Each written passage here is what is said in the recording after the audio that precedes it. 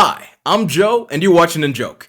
It's a bit later than I was planning, but Happy New Year, and welcome to the first video of the year, where I'm planning to dive deeper into my Linux journey and see whether I can move my video editing completely to Linux.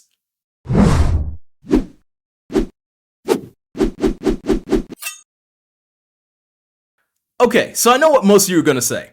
Just use DaVinci Resolve, it has a Linux version. You know what? That's exactly what I normally say. So I practiced what I preached and tried DaVinci. But my experience was just unacceptable! Installing it is a hassle, but reasonable.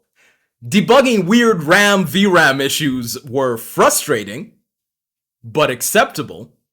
What I cannot and will not stand for is not being able to use my media formats of choice. Just because these brilliant programmers, not sarcastic, refuse to use the globally recognized FFmpeg encoder/decoder. Yet again, not sarcastic, I love these developers. But seriously, not being able to use my own video formats is just unacceptable! It's unacceptable. And what's more aggravating is that the only way to fix this, because I don't want to convert my videos before and after the editing process, is to pay for the $300 version, and I can't do that because, gonna be honest, shameless self-promotion, not doing too great, gotta fix that. But all that's to say, I'm looking for alternatives, starting with Kdenlive. Now, for this to qualify as an adequate alternative, it has to pass a few criteria. I also broke this criteria into YouTube Crucial and Personal Necessity.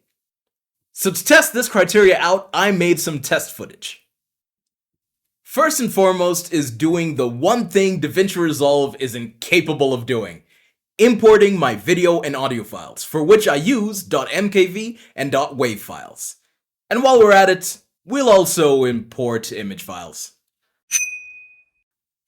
Next is layering video and audio, the bread and butter of any editing software. It's what allows us to create our compositions. With that done, time for speeding up. For a good portion of my videos, I make speed paints or models where I speed up the video 800 to 1600% speed. Okay, those others were easy. Now we go on to the more nuanced parts of a video editor, starting with some sort of keyframing system for position and volume. A thing that I currently use in all my videos, starting from the moment joke jumps into the frame to my closing remarks at the end of the video, underlaid with my outro music of choice, Grape Soda by Snail's House. To find the best Linux compatible video editing software for me. Now, like I just said, keyframing is a bit harder to do, and apparently a lot harder to intuitively figure out. After searching online, I eventually figured out to keyframe, you need to go through the effects. With effects, you can pretty much keyframe anything in Kdenlive.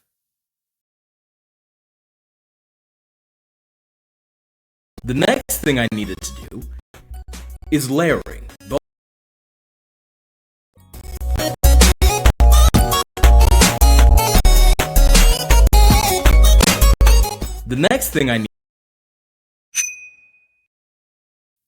Next is blur, another oft-used function. To achieve it, we look back to the effects. Next are the transitions: cross dissolve, fade/dip to color, and slide. Credit where credit's due, I was able to figure out how to add transitions quite easily. Just double click in between two clips, then you can pick the type of transition, though the only transition I found out of the three was dissolve. Slide was easy to replicate with a transition effect, but I wasn't able to find a fade/dip to color transition.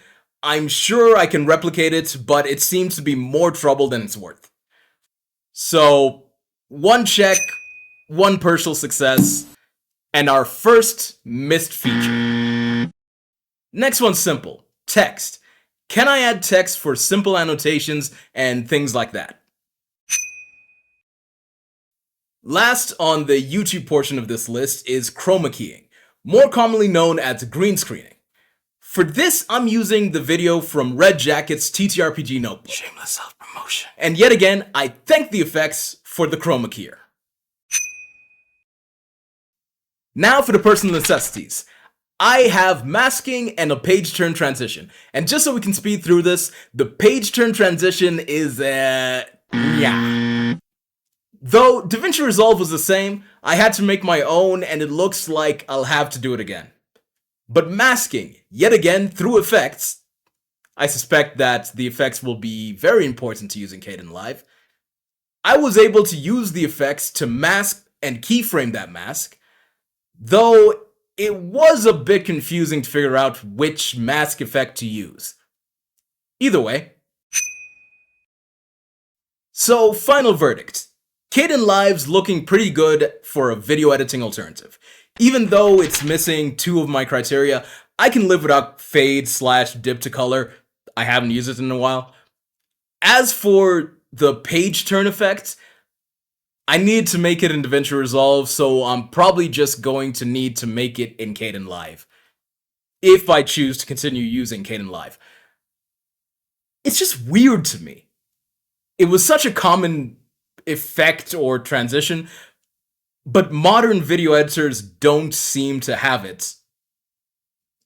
But I digress. Apart from the criteria, I was also noting down some issues I noticed while using it. The cursor kept bugging mostly after I dragged in a video. This stopped me from being able to interact with other parts of the video editor until I dragged in a new video clip or restarted the program. Secondly, when I reopened the project, I would often get pop-ups saying that there were modifications to the project that I needed to accept before proceeding. Then lastly, this one I didn't have a lot of issue with. One of the mask effects required me to install a separate plugin. I found it odd you would include a component that requires further dependencies that I have to take time to install. Though I understand the flip side of that, if it is a rarely used component and including the dependencies would greatly increase the install time, I can understand making them optional. However, all in all, Kdenlive gets my stamp of approval, at least for my use. And if all went well, this video should also have been edited in Kdenlive. Yet again, if you're excited for my continued journey into Linux, check out my last Linux video where I was ricing, or this playlist which includes the videos of me making my desktop background for Linux. Or you could hit that notification bell and subscribe for my next step in this journey. Thanks for watching, and joke out!